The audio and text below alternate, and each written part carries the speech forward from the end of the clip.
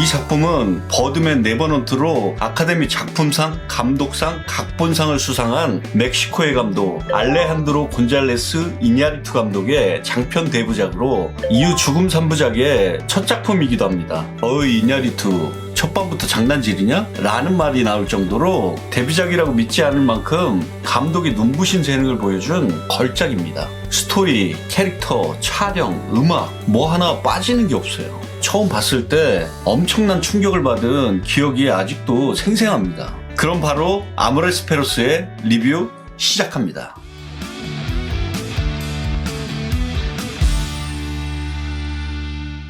안녕하세요, 손치콩입니다. 제가 오늘 들고 온 비디오는 삶과 사랑 그리고 운명의 잔혹함을 강렬하게 그린 명작, 바로 이 영화 아모레스 페로스입니다. 아모레스 페로스.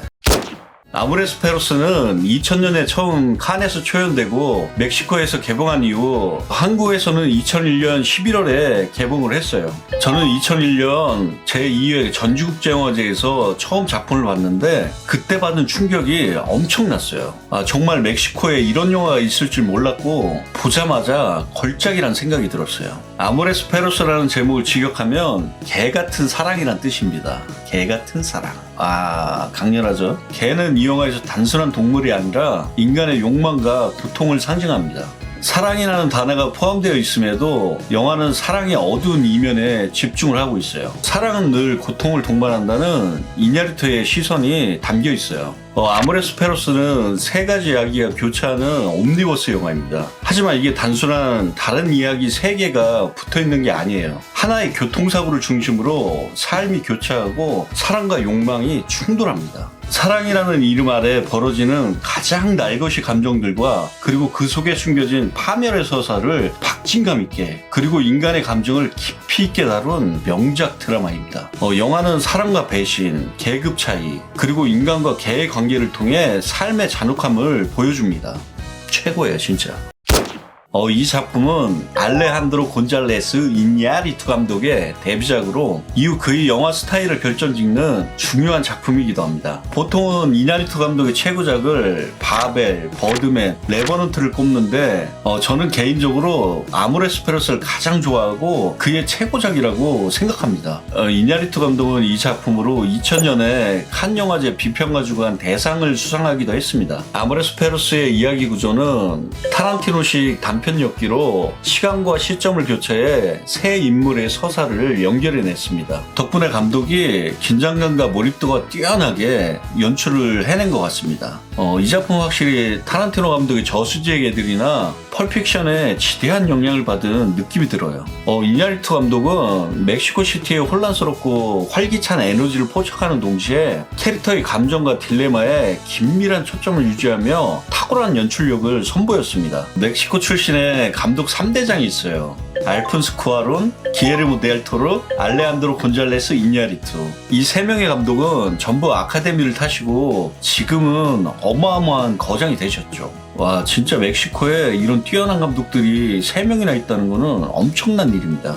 이냐리투 감독의 특징은 현실적이고 강렬한 연출을 통해 관객을 몰입하게 만듭니다. 그는 영화에서 비선현적 이야기 구조를 활용하여 각 캐릭터의 삶을 교차시키며 감정적으로 깊은 울림을 전달했어요. 이냐리투는 인간 존재의 모순, 고통, 죄책감, 그리고 구원이라는 거대한 테마를 집요하게 탐구하는 감독으로 알려져 있습니다. 이냐리투 감독의 대표작으로는 21g, 바벨, 뷰티풀, 버드맨, 네버넌트 등의 뛰어난 작품이 있습니다. 첫 에피소드의 주인공은 옥타비오 역을 맡은 가엘 가르시아 베르날이라는 배우입니다. 가엘은 아모레스 페로스가 데뷔작이었지만 이제는 세계적인 배우가 됐죠. 이투마마, 모터사이클 다이어리, 수면의 과학에서 그만의 개성 있는 연기를 보여줬습니다. 아모레스 페로스에서 옥타비오는 형수 수잔나를 향한 집착적인 사랑을 보여주는 캐릭터였습니다. 가엘은 어린 청춘의 폭주를 흔들리는 눈빛에 담아 잘 표현해낸 것 같아요. 두 번째 에피소드의 주인공은 발레리아 역을 맡은 고야 톨레로입니다. 저희에게 생소한 배우지만 이 작품에서 유부남 다니엘과 불륜 관계에 있는 성공한 모델에서 사고 이후 삶이 무너지는 인물인 발레리아를 섬세하게 그려냈습니다. 특히 그녀가 애완견을 부르며 절규하는 장면은 진짜 리얼했어요. 세 번째 에피소드의 주인공은 엘치보 역을 맡은 에밀리오 에체베리아입니다. 엘치보는 이 작품에서 가장 미스테리한 인물로 과거에 무정부주의자 게릴라로 활동하고 현재는 살인청부업자가 된 캐릭터죠. 에밀리오는 과거를 버리고 떠돌이 생활하는 남자인 엘치보를 대사가 거의 없지만 강렬한 모습과 눈빛으로 멋지게 소화했습니다. 저는 이 캐릭터가 가장 흥미로웠어요. 엘치보는 삶의 가장 밑바닥에 있지만 개를 통해 인간성을 회복하려는 인물입니다. 이 작품의 카메라 워크는 거칠고 리얼한 핸드헬드 촬영으로 도시의 혼란과 인간의 본성을 날것으로 담아냈습니다. 그리고 망원 렌즈를 사용해 인물들을 프레임 속에 가도 긴장감을 상승시킵니다. 조명은 자연광을 적극 활용해 사실적인 분위기를 만들어냈고 음악은 라틴 음악과 강렬한 사운드 트랙이 영화의 감정을 극대화합니다.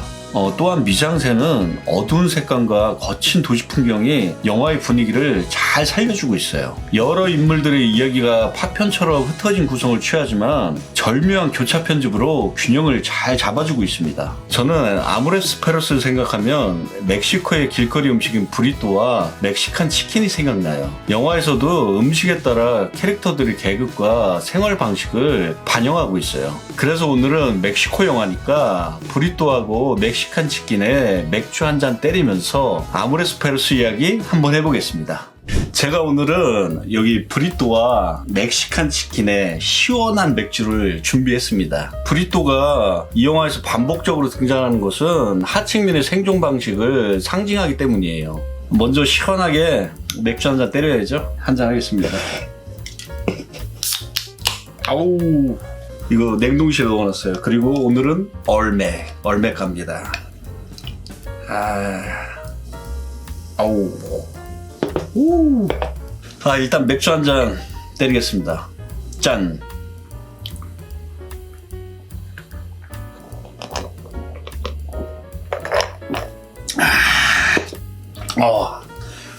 최고다.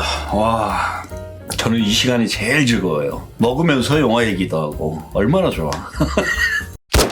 브리또 보세요. 이거 마트에서 사왔는데 냉동으로 이렇게 나와요. 네, 렌즈에 살짝 돌리면 되고요. 멕시칸 치킨 윙봉입니다. 윙봉. 진짜 맛있어 보이지 않아요? 네? 이거 보세요. 와. 일단 브리또 한번 살짝 먹어볼게요. 손을 잘 닦았습니다.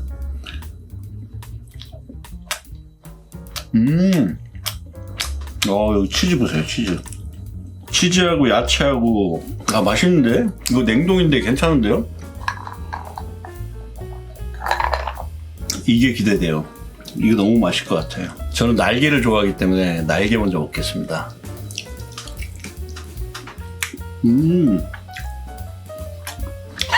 맛있어. 맥주하고 이게 딱이네요. 이게 멕시코 사람들이 이런 음식에 맥주를 먹는 이유가 있어요. 이거 괜찮은데? 맛있다. 렌즈에 돌려서 살짝 구워가지고 이게 겉이 좀 바삭해요. 이게 양념이 스리라차여서 약간 매콤한데 그렇게 맵지도 않고 적당한 맵기예요. 자, 여러분 한잔 하겠습니다. 짠.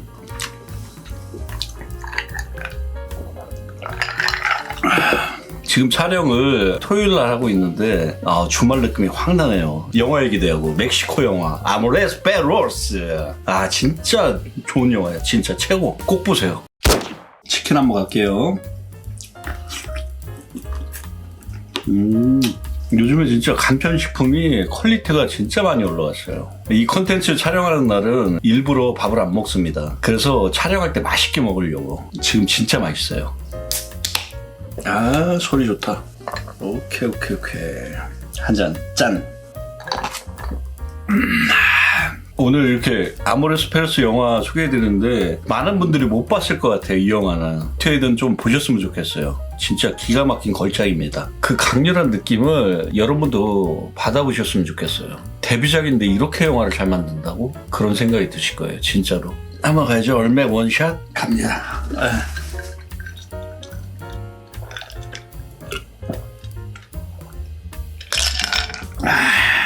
목을 딱 때리면서 여기 내려가는데 기분이 확 풀렸어. 맥주 더 리필했습니다. 흐름이 끊기면 안 돼. 바로 먹어야 돼요. 자, 이게 딱 떨어지네요. 오마주 한번 하겠습니다. 참PD 오마주. 참참참. 거칠게 폭발하는 새파랗게 젊은 영화. 어떻게 데뷔작이 이런 영화 걸작을 만들 수가 있지? 아모레스 페르소의 줄거리를 먼저 간략하게 설명드리면, 첫 번째 에피소드의 제목은 옥타비아와 수잔나로 빈곤한 삶을 벗어나기 위해 개싸움으로 돈을 벌려는 옥타비오와 그의 형수 수잔나와의 금기된 사랑을 담았어요. 두 번째 에피소드의 제목은 다니엘과 발레리아로 아내와 아이를 버리고 슈퍼모델 발레리아와 새 삶을 꾸리려는 남자 다니엘에 대한 이야기입니다. 그리고 세 번째 에피소드의 제목은 엘치보와 마루로 과거 게릴라였던 떠돌이 청부 살인업자가 유기견과 함께 살아가는 외로운 인물을 묘사하고 있어요. 각각의 이야기는 서로 다른 인물들의 시선에서 같은 교통사고를 공유하면서 점점 얽히게 됩니다. 이 영화는 오프닝 장면에서부터 강렬하고 긴박감 있게 시작을 합니다. 멕시코시티의 소음과 혼돈 속에 달리는 차 안에서 급박한 목소리와 엔진 굉음이 교차하며 시작이 됩니다. 카메라는 흔들리듯 이동하다 뒷좌석에서 피 흘리는 개 한 마리를 포착합니다. 이는 마치 타란티노의 저수지애들 오프닝 장면과 흡사해요. 피를 흘리며 죽어가는 대상이 사람에서 개로 바뀐 것 뿐이죠. 사람 대신 개의 고통을 내세움으로써 인간과 짐승의 경계, 폭력의 근원을 암시합니다. 타란티노에 대한 분명한 영향을 보여주는 장면이었어요. 옥타비오와 사촌 마우로는 총을 든 깽단을 피해 도로 위를 질주하고 개를 살리기 위해 지혈하는 장면이 나오죠. 옥타비오의 차는 순간 신호 대기 중이던 차량과 충돌을 합니다. 그리고 상대 차량의 여성이 극심한 고통에 비명을 지르는 장면이 나오는데, 이후에 이 여성은 두 번째 에피소드에서 중요한 인물인 발레리아로 등장합니다. 두 번째 에피소드의 주인공이죠. 이렇게 서로 이야기들이 조금씩 겹쳐 있어요. 첫 번째 에피소드는 옥타비아 수잔나로 금기된 사랑과 배신의 메시지를 전합니다. 멕시코시티의 빈민가에서 가족들과 함께 살고 있는 옥타비오는 17살의 청년입니다. 보시면 17살인지 이게 가늠이 안 다는데 영화상의 설정으로는 17살입니다. 옥타비오. 그는 일자리는 없고 하루하루 무료하게 시간을 때우며 살아가죠. 그에게 삶의 유일한 활력소는 형 라미로의 아내 수잔나죠. 금지된 사랑 수잔나. 수잔나는 아직 20대 초반의 젊은 여성으로 어린 아들과 함께 남편 라미로와 살고 있지만, 남편의 폭력과 무관심 속에서 고통스러운 결혼 생활을 이어가고 있었어요. 옥타비오는 그런 수잔나를 짝사랑하고 그녀를 힘겨운 삶에서 벗어나게 해주고 싶어 합니다. 그는 그녀와 도망쳐 새로운 삶을 시작하고자 하는 이상주의적인 욕망에 사로잡혀 있어요. 어린 놈이 꿈을 꿨구나. 바로 이거죠. 옥타비오의 집에는 맨견이 로트웨일러종의 코피라는 개가 함께 살고 있었어요. 어느 날 옥타비오는 우연히 이 개가 싸움에서 이기는 모습을 보고 사촌 마우로와 함께 투견 싸움에 코피를 출전시키게 됩니다. 개싸움은 멕시코의 뒷골목에서 벌어지는 불법 도박이며, 위험하고 잔혹한 이 판에서 옥타비오는 뜻밖에도 승승장구하며 큰 돈을 벌기 시작해요. 그는 이 돈으로 수잔나를 데리고 도망칠 계획을 구체화합니다. 수잔나는 처음에는 옥타비오의 감정과 제안에 냉담하지만 점점 그의 진심과 돈이 만들어내는 가능성에 흔들리게 됩니다. 한잔하시죠. 금기된 사랑 갑니다. 짠. 한편 라미로는 옥타비오가 개싸움에 몰두하는 것을 눈치채고 불쾌하며 돈을 요구하며 총으로 위협을 가하죠. 옥타비오는 점점 더 많은 돈을 벌기 위해 위험한 경기에도 코피를 출전시키고 그 과정에서 더러운 조직과 얽히게 됩니다. 하루초라는 깽단이 있어요. 걔네들하고 엮이게 돼요. 그는 수잔나와 도망칠 날만을 손꼽으며 현실보다 이상과 환상을 쫓기 시작해요. 그러던 어느 날 옥타비오는 깽당한 하루초와 최후의 결전을 벌이기 위해 투견장으로 향합니다. 하루초는 자신의 개가 옥타비오의 개 코피에게 지고 있는 상황에 화가 나서 총으로 코피를 쏴버리는 일이 벌어져요. 그냥 총으로 갈겨버려요, 코피를. 옥타비아와 마우로는 죽어가는 코피를 안고 차로 향합니다. 병원으로 데려가려고 하는 거겠죠. 그런데 옥타비아는 다시 투견장으로 들어와 하루초를 칼로 찌르고 차를 타고 달아납니다. 얘도 깡다고 있어요, 옥타비오.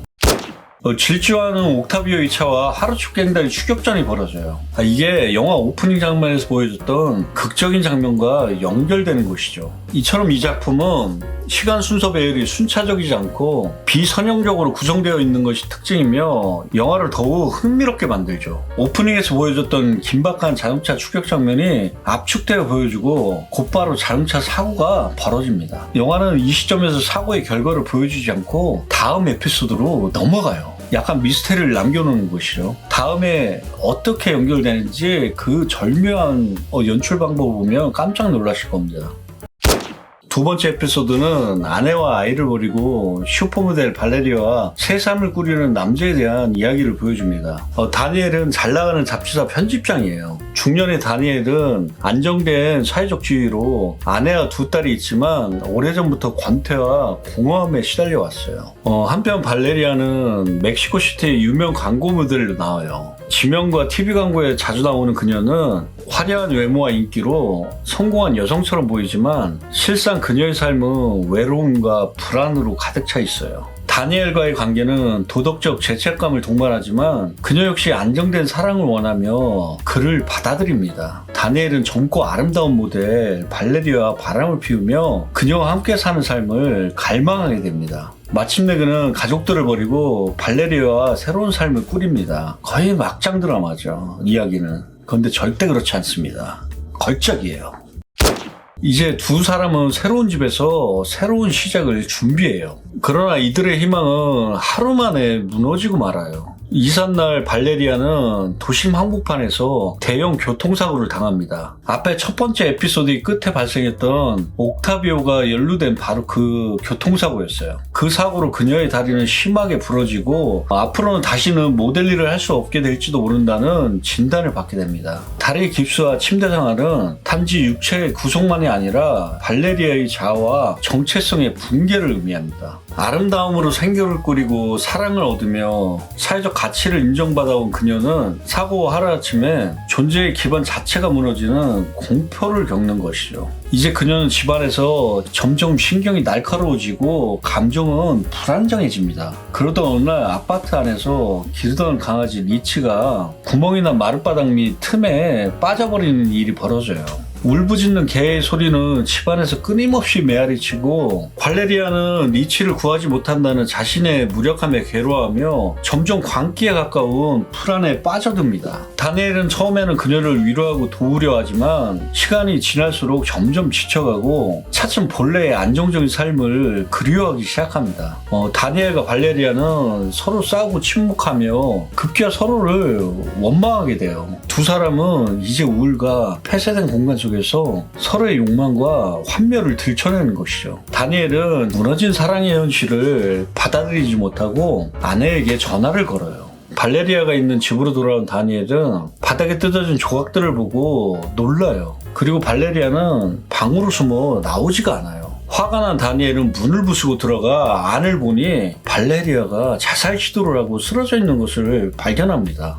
급히 병원을 옮겨 치료를 받은 발레리아는 다리의 혈전 때문에 다리를 절단하고 말아요. 아름다운 여성이 다리를 절단하는 게 너무 끔찍했어요, 이 영화에서. 감독이 진짜 지독하구나 이런 생각이 들었어요.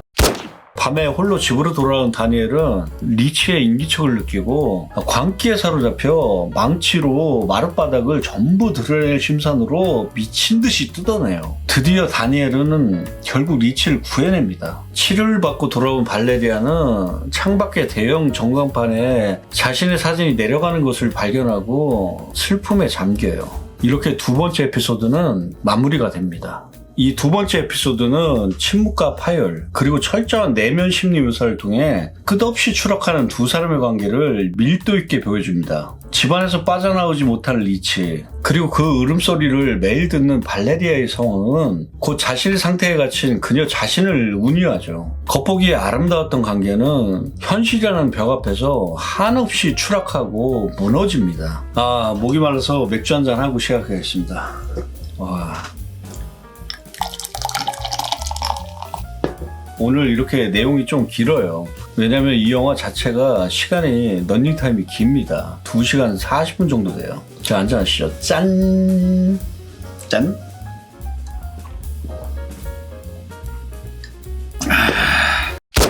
마지막 세 번째 에피소드는 과거를 청산하고 떠돌이 생활을 하는 엘치보가 인간성을 회복하는 과정을 보여주는 이야기입니다. 엘치보는 과거 무정부주의자였고 폭력투쟁과 정치적 이상에 몰두한 채 가족까지 버리고 게릴라로 살았던 인물이죠.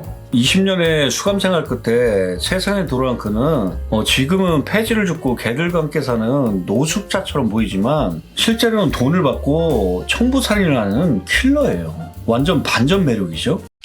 그리고 거리를 떠도는 유기견들을 구조해 함께 살아가는 은둔자입니다. 개들만이 그와 유일한 대화 상대가 됩니다. 그의 삶은 철저히 반복되는 죄책감과 폐허 속에 머물러 있어요. 그 이유는 자신이 버린 딸 마루 때문입니다. 엘치보는 늘 그녀의 주변을 맴돌며 몰래 지켜보죠. 하지만 그녀는 그가 자신의 아버지라는 걸 전혀 몰라요. 엘치보가 어렸을 때 마루를 버리고 도망갔기 때문에 얼굴을 기억하지 못합니다. 어느 날 옥타비오와 발레리아가 순간적으로 겹친 사고 현장에서 엘치보는 기절한 옥타비오를 살리고 현장에 있던 돈까지 챙겨요. 이런 세 인물이 만나는 계기가 사거리의 교통사고죠. 그리고 길가에 부상당해 버려진 게 코피를 데려가 치료를 하고 지극정성으로 돌봅니다. 점차 회복을 한 코피는 처음엔 다른 개들과 사이좋게 지내게 돼요.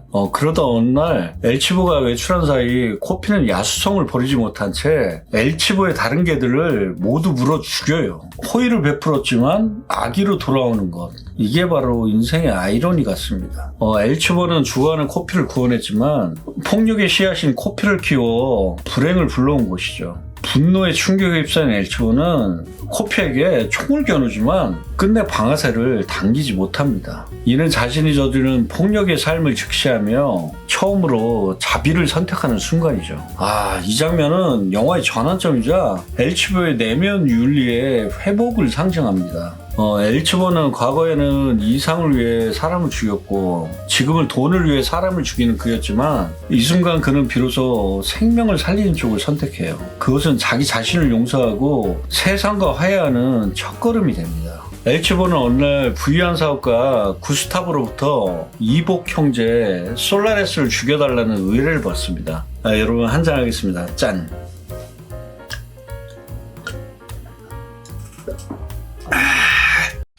그는 조용히 목표물을 미행하며 제거 시점을 노립니다. 그러던 중 거리에서 자신이 버렸던 가족의 딸 마류의 삶을 엿보게 됩니다. 엘치보는 딸이 자신이 죽었다고 믿고 살아가는 사실에 깊은 회한에 빠져요. 그는 구스타브의 의뢰를 수락하고 솔라레스를 총으로 위협해 납치하는 데 성공해요. 하지만 엘치보는 그를 죽이지 않고 수갑을 채워 기둥에 묶어놓습니다. 엘치보는 의뢰한 구스타보에게 돈을 받기 위해 집으로 불러들여요. 구스타보는 묶여있는 동생 솔라레스와 마주하고 놀라요. 엘치보는 두 형제에게 총을 남기고 누가 누구를 죽일지는 너희가 결정하라고 말한 뒤 자리를 떠납니다.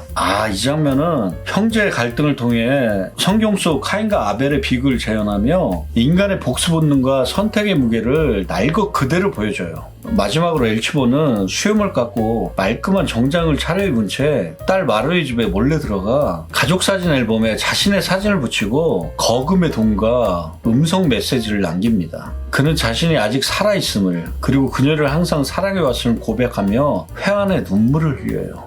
살인청부업자인데도 뭔가 감정이입이 됐어요. 이 장면에서. 그리고 코피와 함께 황량한 대지를 함께 걸어가며 자신의 죄와 과거를 뒤로한 채 삶의 새로운 방향을 향해 나아가며 영화가 끝이 납니다. 영화 아모레스페로스는 겉으로는 폭력적이고 파편에 대한 인간 군상의 이야기를 그리고 있지만 깊이 들여다보면 매우 기독교적인 테마와 윤리적 질문이 정교하게 얽혀 있습니다. 이 영화는 죄, 회개, 속죄, 용서, 사랑, 구원 등 기독교 신학의 핵심 개념들을 중심축으로 이야기의 심층 구조를 짜고 있습니다. 그냥 만든 게 아니에요, 영화를. 이냐리투의 모든 열정을 쏟아부은 데뷔작이며 야심작이자 걸작인 아모레스페로스. 인간의 민낯 그리고 욕망과 사랑의 잔혹한 초상을 그린 명작이죠. 진짜 추천. 그냥 가는 거야. 이건 무조건 봐야 돼요. 아모레스페러스는 한 번 보면 절대 잊을 수 없는 그런 영화입니다. 그런데 아쉽게도 현재 OTT에는 볼 수가 없습니다. 누가 빨리 수입을 해줘야 돼요. 누가 좀 진짜 이 영화는 OTT에 틀어줘야 돼요. 진짜 많은 사람들이 볼 수 있게. 그런데 DVD로 출시되어 있으니까 꼭 구해서 보세요. 아니면 영화가 재개봉하길 빌어보겠습니다. 저도 재개봉하면 꼭 보러 갈 거예요. 극장에서 그 강렬한 느낌을 다시 느끼고 싶어요. 어쨌든 진짜 수단과 방법을 가리지 말고 꼭 보시길 진심으로 바랄게요. 그냥 미친 영화예요. 오늘 영상은 여기까지 하겠습니다. 다음에도 맛있는 음식 먹으면서 옛날을 추억할 수 있는 작품으로 찾아오겠습니다. 마지막으로 아모레스페러스의 명대사 하나 하겠습니다. 여러 캐릭터들의 대사입니다. 우리가 떠나면 다 괜찮아질 거야. 널 사랑해. 우리 그냥 가자. 할머니는 늘 말씀하셨어. 신을 웃게 하려면 그에게 계획을 말하라고. 넌 나를 사랑한 게 아니라 사랑에 빠진 너 자신을 사랑한 거야. 널 선택했지만 널 가진 대가로 모든 걸 잃었어. 신은 내가 세상을 희미하게 보길 바라나 봐. 나는 흐릿하게 보기로 했어. 나는 그 개를 살렸는데 그놈이 내 다른 개들을 다 죽였어. 사랑은 개 같은 거야. 죄송합니다. 톤이 다 똑같은 것 같은데. 사랑에 대한 가장 잔혹하고도 진실한 통찰을 보여준 아모레스페러스 리뷰였습니다. 사랑은 과연 우리를 구원으로 이끌까요? 아니면 파멸로 이끌까요? 여러분들의 의견을 댓글로 남겨주세요. 때로는 구원일 수도, 때로는 파멸일 수도 있죠. 한번 얘기해 봅시다. 사랑에 대해서. 여러분 행복한 하루 되시고요. 재밌게 보셨으면 구독, 좋아요, 알림 설정 한번 부탁드리겠습니다. 그럼 다음 영상에서 만나 뵙겠습니다. I'll be back.